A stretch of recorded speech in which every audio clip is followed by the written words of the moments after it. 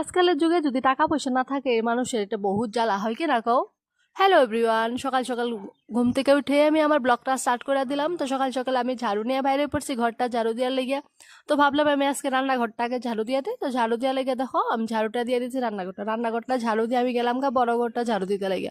তো আমগো ঘরে বহুত চিপাচিপি তোমার আগেও তোমার লোক আমি এটা কইছি কথাটা, কারণ জায়গা না একদম তালেগে বাইকটা মাঝে রুমে রাখতে লাগে। তো সকাল সকাল পরে বাবু ওই বাইকটা উঠে ভাই করে দেয়। আর অন্য সাইড দিয়ে দেখো মুন নিয়ে মোবাইল দেখতেছিল আর আমারে দেখাইতেছিল শুয়ে শুয়ে কি জানি একটা, আমার এত সঠিক মনে নাই। যাই হোক আমি ঘরটা ঝাড়ু দিয়ে তারপরে কতগুলি বাসন আছিল, তো বাসনগুলি নিয়ে আমি বাইরে পড়ছি। তো খাইলে তো বাসন লেত্রা হইব, এটা তো তোমরা সবাই জানোই। তো আমগো ঘরে মানুষও 5 জন, তো বাসনও এত বেশি লেত্রা হয়। আর আমার আওয়াজটা অল্প বেলেগ অন্যরকম পাইতে পারো, কারণ আমার লাগছে সর্দি। আমার শরীরটা মানে এত ভালো না, কিন্তু যতই হোক ভালো হোক বা না হোক তো ব্লগ তো কন্টিনিউ করতেই লাগবে, এটা তো আমি ছাড়তে পারব না। কারণ এত কষ্ট করে আমি এতটুকু আমার ফেসবুকটা অল্প হলেও গ্রো হয়েছে হয় কি না। আর এখন যদি আমি মিডল থেকে সাইডা দিই এটা কিরকম দেখা যাবো। তার লাগে আমি ভাবলাম যাই হোক ব্লগ তো কন্টিনিউ করতে লাগবেই, কারণ আমার ফেসবুকে ব্লগ দিতে বহুত ভাল লাগে। কার কার আমার ফেসবুকে ব্লগগুলি দেখতে ভাল লাগে এটা তোমরা আমার অবশ্যই কমেন্ট করে জানাইবা। তো দেখো আমি আর মুন্নি বাসন ধুইতে আসছিলাম, তারপরে মা আয়া এদিক দিয়ে অল্প জল নিয়ে গেল গা সাইড দিয়া। তারপরে বাসনগুলি ধুয়ে আমি ব্রাশটা করে নিচ্ছি। তো জলদি ভাবলাম যে বাসি কাম টাম করে ব্রাশটা করতে ঠিক আছে, কারণ তখন কামগুলিও শেষ হয়ে যায়। তো পুরো ফ্রেশ হয়ে আয়া পড়ছি আমি রান্নাঘরে আয় আমি গ্যাসটা বুঝছে নিছি। তো সকালে ব্রেকফাস্টটা বানাইতে লাগবো, তো আমি এক সাইড দিয়ে আমি চা বসাই দিচ্ছি আর এক সাইড দিয়ে আমি কড়াইটা বসাই দিচ্ছি। ভাবলাম গোলা রুটিটা বানাইনি। তো আজকে এমন কিছু নয়, আর সবসময় রুটি বানাই তো রুটি বানাতে কতটুকু টাইম জায়গা হয় কিনা কও।